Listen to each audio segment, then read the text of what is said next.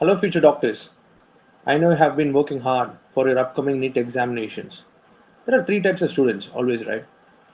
Some students, some aspirants, some NEET aspirants are so much stressed about the examinations, whether they are going to grab a seat or not. And there are some amount of students, there'll be no thinking whether they are going to get the desired college which they want. And there are other few students who have no idea what they are going to do in their examinations. So I'll just collectively give some idea. So now is the time to fine tune your efforts and put your efforts in the right direction. So I'm sharing my screen. Here you're seeing certain guidelines and certain ideas what you need to follow in this last few weeks. So first and foremost thing, you need to stay calm. You need to stay confident. Why is that very important? Because when you get emotional, when you get stressed, those things clouds your judgment process. So what happens? The same thing will reflect in paper. Even no matter how much how much knowledge you have, you cannot reflect that in your answer sheet, right? So first and foremost thing, you have to stay calm and you know stay composed, simple. And second thing, stick to your revision plan. So maybe some of you would have completed your syllabus, some of you wouldn't have completed your syllabus. So what you have to do in this case is, do not go for new chapters, don't do anything new. So you have to stick to the already done chapters. You just practice already done questions. That itself sufficient. Okay, because you have to understand this fact. Covering the right 35 to 40% of the syllabus is enough for it to score more than 80% of marks in any examination. Okay, so just stick to your regular routine. Just practice all whatever chapters you have learned. Just know do that. That's enough. And very important thing, very underestimated part. Okay, this is mostly overlooked by students. Okay, there are certain students, I don't know whether you belong to that range or not. There are certain students who fall in this 500 to 600 marks category. So what they want to do, they just think that they have attained certain saturations, but that's not true. In order to break that plateau level, in order to score more marks, what I have to do is just start practicing, start giving more lot of mock tests. So what happens is, where the problem lies, you think you have completed your syllabus, but why is your mark not increasing? The idea is so simple. You may have the knowledge, but you may not know the correct application part. So where you have to apply that knowledge, that is where you're lacking. So what you have to do is, those kinds of students have to do is, you just start giving more practice tests. Instead of solving model questions, instead of solving chapter-wise questions, give a full length test series. So what happens is, you can know where is your weakness lies and which is your strong portion, and where how much time you want to spend for each questions. Time, because NEET is not only knowledge based question, it is a strategy based question, correct? So it is very very vital for you to devise a particular strategy with which you want to give your NEET examination with full confidence. So what I would suggest is, focus on high yielding topics like biology, physics. In biology comprises of 50% of your examinations. Just start with biology. Okay. So if you're making correct responses, like out of 90 questions, if you're scoring 80 questions, then that's a good solid marks, right? You have in your hand. Then you can peacefully move on to the next section, chemistry. And in chemistry, if you are making a correct response of about 35 questions, that's a good boost, right? So it's more or less, if you are making more than 30 questions in physics, actually that guarantees a seat for you, right? In government medical college. So just devise a strategy with which you want to appear in examination. Fourth thing I want to add is, analyze and learn from your mistakes.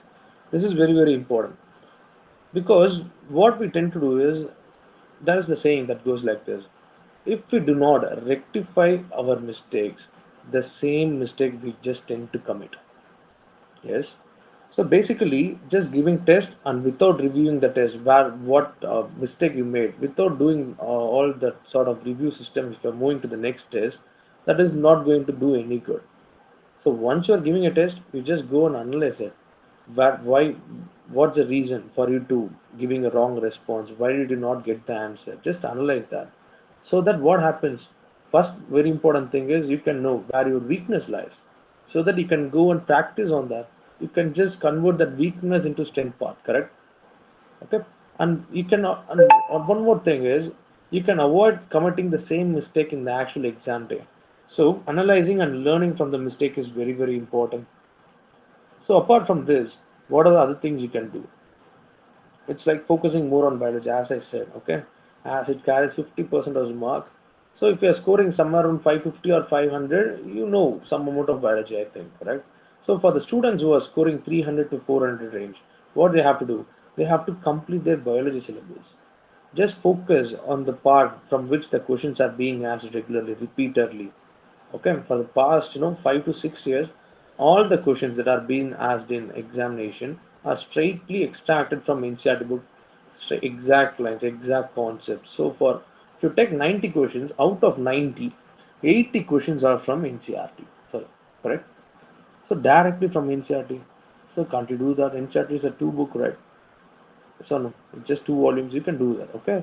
In that NCERT itself, you just focus on specific part. Okay. So the thing is, balancing physics and chemistry smartly. So balancing part, what we are speaking here.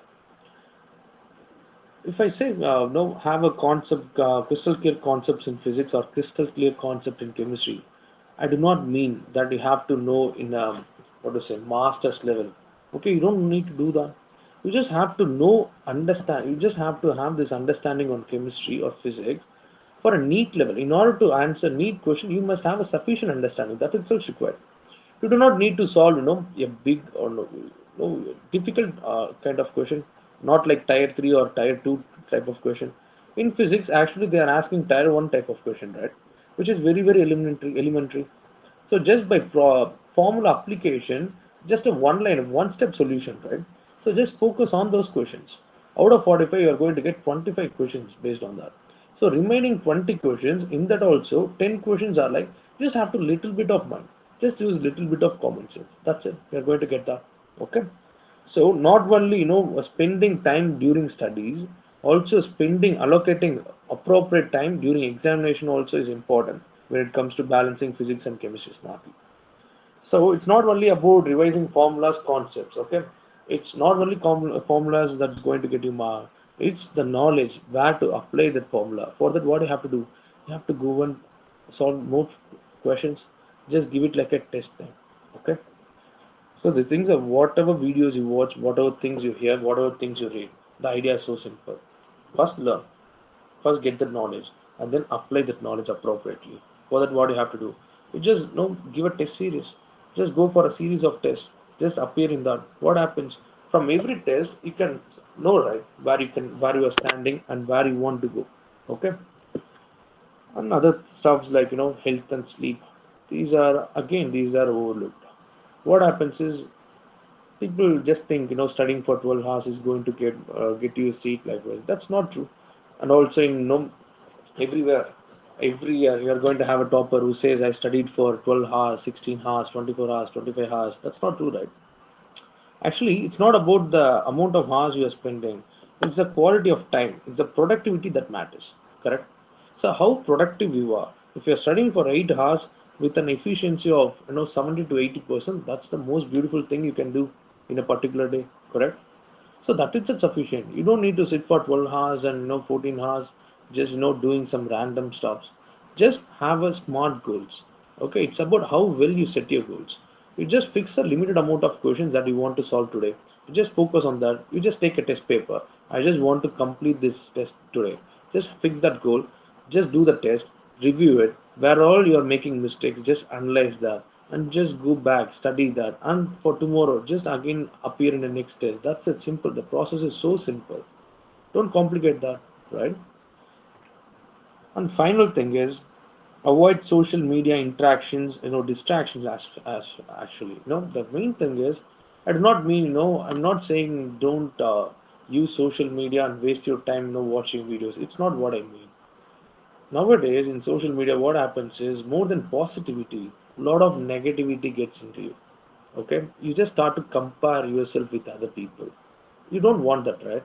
You should have a particular focus, but you just have to. Your focus should be on your NEET examination, cracking that exam, getting a medical seat. Instead of that, what happens? Distraction is not, I do not. I see distraction as dispersed focus.